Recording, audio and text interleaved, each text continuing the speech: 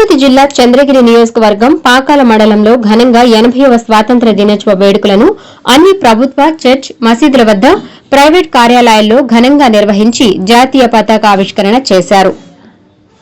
Pakala MPDO కార్యాలయంలో MPDO Vasudevarao, జిల్లా ఉన్నత పాఠశాలలో జడ్పీటీసీ నంగ పద్మజారెడ్డి, జూనియర్ సివిల్ కోర్టులో జడ్జి పూర్ణిమాదేవి, పోలీస్ స్టేషన్ ఆవరణలో సీఐ టి చిన్నగోవిందు, తహసీల్దార్ కార్యాలయంలో తహసీల్దార్ కిరణ్ కుమార్ చేతుల మీదుగా జాతీయ పతాక ఆవిష్కరణ చేశారు.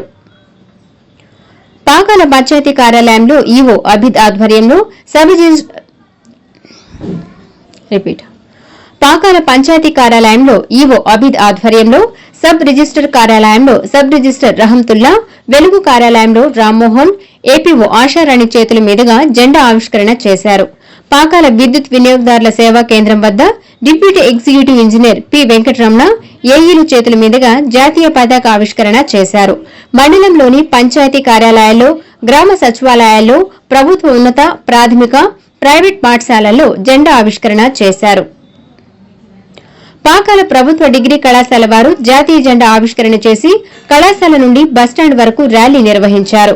పాకాల ప్రభుత్వ జూనియర్ బాలికల కళాశాల ఆధ్వర్యంలో 150 అడుగుల జాతీయ జెండాతో విద్యార్థులు కళాశాల నుండి పాకాల ఆర్టీసీ బస్టాండ్ సర్కిల్ వరకు ర్యాలీ నిర్వహించారు.